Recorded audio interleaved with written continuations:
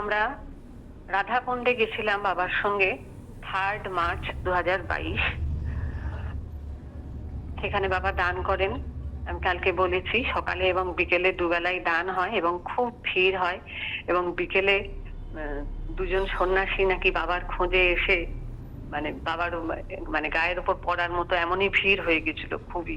কারণ আমি বিকেল বেলা ছিলাম না, কিন্তু খুব ভিড় হয় এবং মায়েরাও থাকেন। যাই হোক, তো সন্ধ্যাবেলায় আমরা ফিরে আসার পরে বৃন্দাবনে যখন ফিরে এলাম, বাবারা বা অন্যান্য ভক্তরা অনেকেই ছিলেন রাধাকুণ্ডে, ওরা রাত্রির করে ফিরেছিলেন। আর বললাম কালকে যে পাল জেঠিমা শ্রীমতী অঞ্জনা পাল খুবই অসুস্থ হয়ে পড়েছিলেন রাধাকুণ্ডে। মানে ওনার বাবা পরে বলেছিল ওনার মৃত্যুযোগ ছিল, মানে হার্ট অ্যাটাক মতো হয়েছিল এবং তাকে পাম্প করা এ করা, বারবার প্রেসার চেক করা, যত্ন নেওয়ার এতে ছিলেন ডক্টর শর্মিলা। তো বাবার কৃপায় উনি আস্তে আস্তে ধীরে ধীরে পরে সুস্থ হন আর কি। তখনও সংকট কাটেনি, ওই জন্যই বাবা সঙ্গে সঙ্গে রেখেছিলেন আগামী পরবর্তী আরো 7 দিন 10 দিন যেরকম ছিলেন আমাদের সাথে বৃন্দাবনে। তো সন্ধ্যাবেলায় আমরা ফিরে এসে বংশীধারী মন্দিরে যেখানে থাকতাম, জেঠিমা তো শুয়ে আছেন এবং আমরা সবাই সন্ধ্যাবেলায় কীর্তন দেখলাম, আরতি দেখলাম ওই বংশীধারী মন্দিরে। এবং রাত্রে প্রায় 8:40 নাগাদ আমি মাহেশ্বরী কুঞ্জে সবার সাথে এলাম। অত রাত্রিরে 8:30টার পরে আর কি। বাবা যে বাইরে থাকবেন আমি আশাই করিনি, কিন্তু বাবার এমনই কৃপা, বাবাকে দেখে আমি চমকে গেলাম যে বাইরে উনি ঘুরছিলেন। আমাকে অত রাত্রেই বললেন যাও টিফিন করো। আমি বললাম হ্যাঁ বাবা আমি করছি। তো বাবাকে জপের মালাটা দেখালাম। বাবা বললেন জিজ্ঞাসা করলেন, দাম জিজ্ঞাসা করলেন। আমি দুটো জপের মালা দেখালাম, আমারটাই স্পেশালি বাবাকে বললাম বাবা তুমি জপ করে দেবে।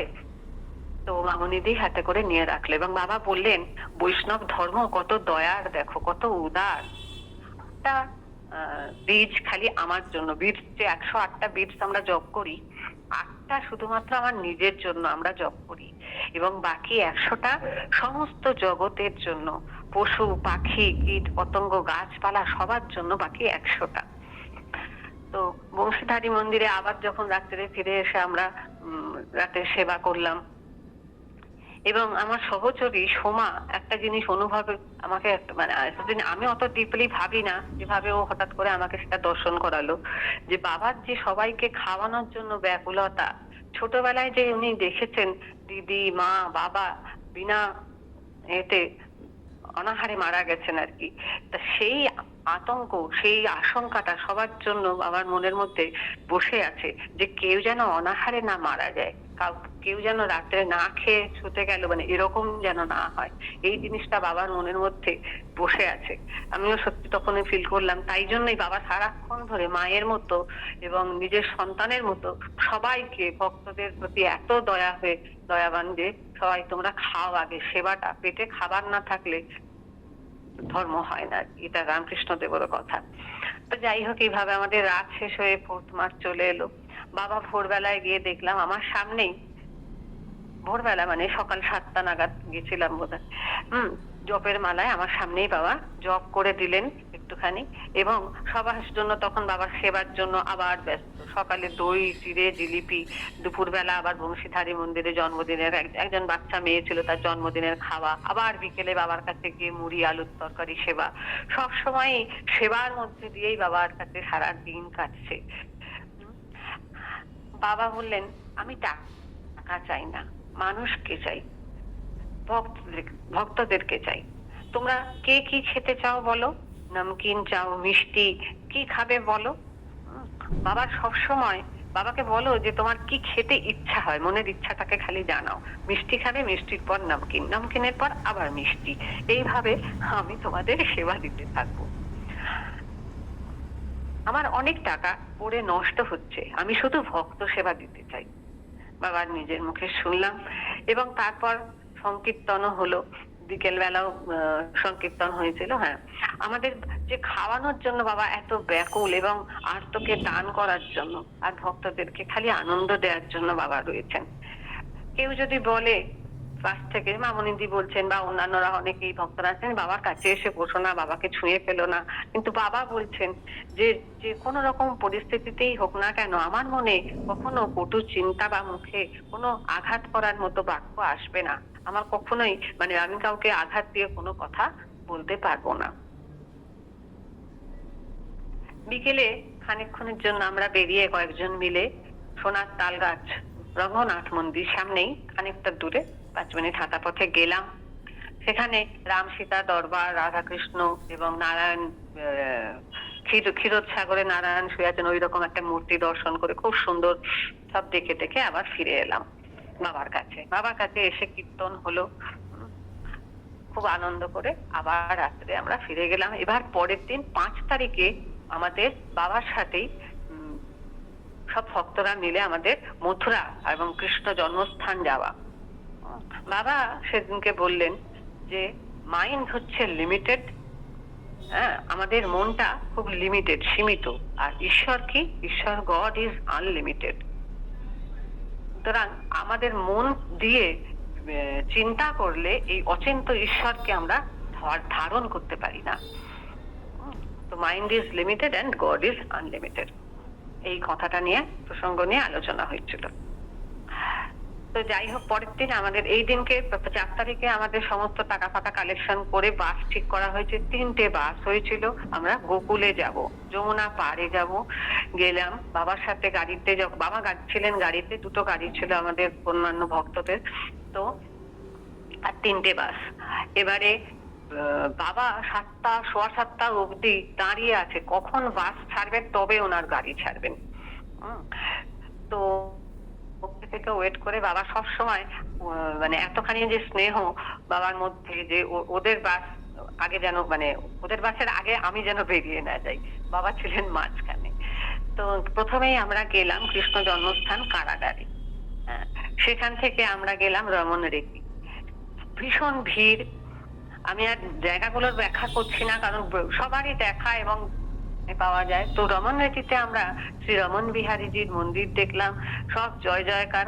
কিছুক্ষণের জন্য, কয়েক সেকেন্ডের জন্য পর্দা সরিয়ে দর্শন করান ওখানে পুরোহিত, আবার পর্দা টেনে দেওয়া হয়, হ্যাঁ, রমন বিহারীজি মন্দিরে।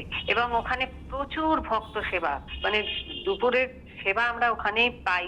3000 3500 ভক্ত একসাথে বিশাল প্রাঙ্গণে একসাথে বসে ওখানে সেবা দেওয়া হয়।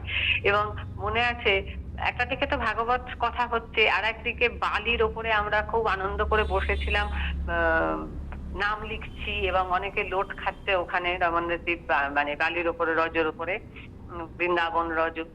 আর একদিকে যেখানে সেবা হচ্ছে সেখানে আমরা নিজেরাই থালা ধুয়ে ওখানে গিয়ে বসলাম। হ্যাঁ, পুরি, ছোলে, ডাল, যারা সেবা দিচ্ছে, পরিবেশন করছে, তারা বলছে যে পানিরাম পানিরাম, সবার সঙ্গে রাম শব্দটা যোগ করছে, রমন করছেন যে রাম আমাদের মধ্যে, সেই দায়ক, হ্যাঁ, সেই আনন্দের উৎস যিনি, সেই রাম। তো তারা সবাই বলছে কথায় কথায়, সব খাদ্য বস্তুর মধ্যে চাবল রাম লেলো, পুরি রাম লেলো, অমৃতি রাম লেলো, হ্যাঁ, পানি রাম, ডাল রাম, এইভাবে ওরা পরিবেশন করছে। তো এই রাম শব্দটাকে নিয়ে যেখানে খুবই আনন্দ লাগলো। এইখানে এই রমন রেতিতে নাকি কৃষ্ণ বাল সখাদের নিয়ে খেলতেন। তো আমিও বসে বসে কিছুটা বালি দিয়ে ঘর বানালাম, কৃষ্ণ নাম, গোবিন্দ নাম লিখলাম। এবং এখানে কত কুটিয়া আশেপাশে সাধুরা সব সাধন করছেন, এবং সামনে যে বড় অতিথিশালা, তার গেটের উপরে লেখা শরীরে মাধ্যম খালু ধর্ম সাধনম।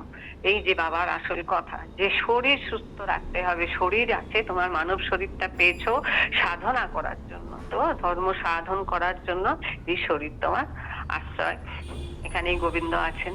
এবারে তার মধ্যে আরেকটি ঘটনা, হঠাৎ দেখি বড় মামিমা আমাদের বাংলাদেশের খুব চিন্তিত হয়ে চোখে জল, কি হয়েছে না, পরিতোষ মামা হারিয়ে গেছেন। সেটা একটা খুব আনন্দ। খানিকক্ষণ পরে 8 ঘন্টা 1 ঘন্টার মধ্যে সবাই খোঁজাখুঁজি আরম্ভ হয়ে গেল, উনি কোথায় গেছিলেন, আবার ফিরে এলেন খুবই আনন্দের সঙ্গে। তো যাই হোক, এই রমন রেতি থেকে আমরা আবার বাসে করে গেলাম ব্রহ্মাণ্ড ঘাটে আমি বাবার দর্শন পেলাম। আবার এখানে মাটি প্রসাদ কিনলাম, বাবা ছিলেন গাড়িতে, সেখান থেকে আমরা চিন্তাহরণ মহাদেব, আশেশ্বর মহাদেব এবং চারদিকে সব জায়গায় যেখানে এই মন্দিরে যাচ্ছি গোবিন্দ কীর্তন হচ্ছে কোথাও আর এই চিন্তাহরণ মহাদেব আর ব্রহ্মাণ্ড ঘাট খুব কাছাকাছি ছিল। হ্যাঁ, খুব সুন্দর এই চিন্তাহরণ মহাদেবে আমরা সবাই মিলে প্রসাদ পেলাম। চাল মানে ভাত প্রসাদ আর কি, অন্ন প্রসাদ। আর খুব সুন্দরভাবে একদম সামনে থেকে অভিষেকও দর্শন করি। মন্ত্রপাঠ হচ্ছে, গঙ্গা জল, কুমকুম, হলদি, চন্দন দিয়ে ওখানে অভিষেক করছেন একদম সামনে থেকে। আমরা দেখেছিলাম সামনে দাঁড়িয়ে, খালি স্পর্শ করে প্রণামও করেছি। ওরা তো পুরোহিতরা সবাই সুন্দর করে মানে ওখানে অভিষেক হয়, তো এত ভালো লাগলো। তারপরে আমরা গেলাম নন্দ ভবন। নন্দ ভবনে সেখানে আবার জয় জয়কার, বলো রাধা গোবিন্দ জি কি জয়, আজকে আনন্দ কি জয়, নন্দ মহারাজ কি জয়। খুব ভালোভাবে আমরা দর্শন টর্শন করে ওখানে বসেছিলাম অনেকক্ষণ, আমাদের ওই নন্দ ভবনে টাইম গেছিল। তো তারপর আমরা আবার বাবার সামনে, বাবাকে প্রণাম করলাম একদম সামনেতে গাড়িতে বসেছিলেন বাবা। আমরা বিকেলে ফিরলাম, ফেরার পথে দাউজির মন্দির। দাউজির মন্দিরে মথুরায় ওটা সন্ধেবেলা 6:30টার সময় বলে, এবার ও 5টা 5:30 আধা, এবার অন্ধকার নেমে আসবে আর কি। কিন্তু আমরা সেজন্য আর অত অপেক্ষা না করে বাবা বললেন আমরা ফিরে যাব। এবার সন্ধ্যায় ফেরার পথে বাবার আর একটা যে কি লীলা হলো, হারিয়ে গেল কে কে। 3-4 জন 5 জন কজন ছিল বাস মিস করলো, 3টে বাস ছিল পর পর। এবার আমাদের বাস পিছনে আসছে যখন বাবার গাড়ি এগিয়ে গেছে। এবারে দেখলাম হথৌরা পেট্রোল পাম্পে আমরা, আমাদের বাস দাঁড়িয়েছিল, অন্য বাস থেকে কোত্থেকে সন্তদা, শর্মিলাদি, রিঙ্কু, হীরামন্দা সবাই মিলে উঠলো। এবং আমাদের বাসেও ছিল সৌরভ দা, পাখির বাবা যে, বৈশাখী দি, বিধনদা, মনোজদা সবাই মিলে। আর ওই শুভঙ্কর দাও ছিল। আমরা ওই পেট্রোল পাম্পে নেমে সন্ধ্যের অন্ধকার 6:30 7টা প্রায় বাজে, কি আনন্দ করে আমরা কীর্তন করলাম আর নৃত্য করলাম। এত আনন্দ সেদিনকে আমাদের হয়েছিল ওই পেট্রোল পাম্পের সামনে দাঁড়িয়ে আমরা কীর্তন নৃত্য করে। তারপর ভাবলাম না রাত্রি হয়ে যাচ্ছে, শর্মিলাদি বা অন্যরা সবাই করলো যে না আমাদের মাহেশ্বরী কুঞ্জে ফিরতে হবে, চলো চলো বাস ছাড়ো। তো দাঁড়িয়ে দাঁড়িয়ে অনেকে এলাম, কারণ অন্য বাসের লোকজন সবাই এসে গেছে। তো ভীষণ আনন্দ পেলাম আমরা এই নৃত্য এবং কীর্তন করে। এবং পরে জানলাম বাবার জন্য আবার খুব কষ্ট হচ্ছিল। সেদিন বাবা ওই 5 তারিখে সারাদিন কিছু না খেয়ে, বাবা তো বাইরে কিছু খান না আপনারা জানেন, সামান্য মুড়ি জল কিছু নিয়ে গেছিলেন মামনিদি, এবং গাড়িতে বসে ওই সামান্য মুড়ি জল খেয়েছিলেন। হ্যাঁ, এদিকে রাত্রি 8টার পরে গিয়ে মাহেশ্বরী কুঞ্জে গিয়ে একেবারে স্নান টান করে আর কি তখন বাবা সেবা করেন। সারাটা দিন ভক্তদের জন্য, ভক্ত প্রাণ আমাদের গুরু গোবিন্দ সেদিনকে আমাদের আনন্দ দান করার জন্য এই লীলা করেন। তারপর আমরা রঘুনাথ মন্দিরের মার্গেতে নামলাম প্রায় 9টা। তো সেদিনকে জেঠিমা শঙ্করদা চলে গেছিল আমরা সেদিনকে। হ্যাঁ, রিক্সা করে আমরা জেঠিমাকে নিয়ে বংশীধারী মন্দিরেতে এলাম। এবং রাতে আমরা সেদিনকে আমি আর সোমা শিফট করে যাই মাহেশ্বরী কুঞ্জে নন্দাদির ঘরে। গড়াইটা ফিরে এসেছিলেন এবং নন্দাদির সাথে আমরা সেদিন থেকে মাহেশ্বরী কুঞ্জে ছিলাম, মানে 5 তারিখ রাত্রির থেকে। তো এইভাবে শেষ হলো দিনটা। তো 6 তারিখ সকালবেলা যখন উঠলাম, রোববার সকাল 5:30টায় ঘরে জপ টপ করে, স্নান টান করে আর কি জপ করে, উপরে দেখলাম কীর্তন হচ্ছে। তো ছুটে গিয়ে উপরে কীর্তনে যোগদান করলাম, বাবার দর্শন করলাম, প্রণাম টনাম করে সবাই আমাদের তখন লঙ্কার অধিবাসীরা সবাই ভক্তরা যারা ছিল তারা ওপরের বারান্দাকে ঘুরে ঘুরে বাবা দেখতেন। বাবা এক জায়গায় বসে কোণের ঘরটার সামনে চেয়ারে, আর আমরা সবাই ঘুরে ঘুরে কীর্তন করছি ওই ওপরের বারান্দাটা পুরো। এত আনন্দের পরিবেশ, সকাল 6:30 7টা 7টা, খুব আনন্দ। তারপরে বাবাকে বলে আমি অনুমতি চাওয়ার আর কি করে কাত্যায়নী সতীপীঠ দর্শন করে এলাম। ওখানে কেশবানন্দ ব্রহ্মচারীর যে চণ্ডী পীঠ আর কি, আপনারা জানেন সতীপীঠ একটা। তো ওখানে গিয়ে দর্শন করে আবার দুপুরবেলা বংশীধারী মন্দিরে। তারপর বিকেল বেলা আমি আর সোমা গেলাম গোপেশ্বর মহাদেব দর্শন করতে।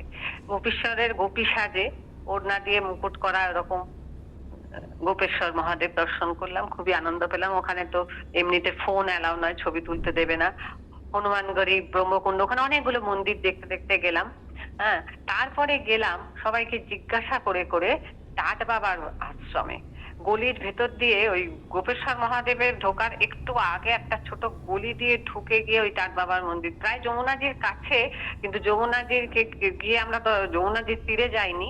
তো যাই হোক, ওখানে টাট বাবার আশ্রমে উনি ছিলেন না, মহাত্মা টাট বাবা যিনি। তো উনি খানিকক্ষণ পরে এলেন, আমরা অপেক্ষা করে। উনি খুব সুন্দরভাবে আমাদের সাথে কথা বললেন এবং শিবানন্দ বাবার কথা শুনে বললেন, হ্যাঁ আসলে আমি তখন জানতাম না যে বাবার ভক্তরা আগে ওখানে গিয়ে প্রসাদ প্রসাদ নিয়েছে, পরে আমি শুনেছি। তো যাই হোক, তো ওনার কাছ থেকে আবার নাম্বার টাম্বার নিয়ে এসে আমি বাবাকে সে বললাম যে বাবা আমি ওনার কাছে গেছিলাম, সোমা আর আমি গেছিলাম। তো কথা হলো বাবার কাছে এসে যে বৃন্দাবনে আজও আছে কিছু জিনিস, কখনোই হারাবে না। আজ থেকে 5000 বছর আগে কৃষ্ণ এসেছিলেন। তো কি কি আছে? সেই যমুনাজি আজও প্রবাহিত হচ্ছে, রাধাকুণ্ড আজও আছে, গিরি গোবর্ধন আজও, এবং কৃষ্ণের জন্মস্থান যে লীলাক্ষেত্র, হ্যাঁ নন্দ ভবন তো আছেই জানেন, আছে ব্রজের ধুলি, ব্রজের ধুলি আজও আছে। আর বৃন্দাবনের গোকুলের গোমাতারা, সেই গোমাতারাও আজও আছেন। তো এরা কখনো হারিয়ে যাবেন না। এবং ব্রজের 4 জন শিবের কথা আমরা জানি, গোপেশ্বর, বৃন্দাবনে এই আমি আজকে যাকে দর্শন করে এলাম, আর মথুরায় আছেন ভূতেশ্বর, কাম্যবনে কামেশ্বর, গোবর্ধনে চাকলেশ্বর। আমি চাকলেশ্বরও দর্শন করেছি। তো আমি এই 2 জন দর্শন করার সৌভাগ্য আমার হয়েছিল।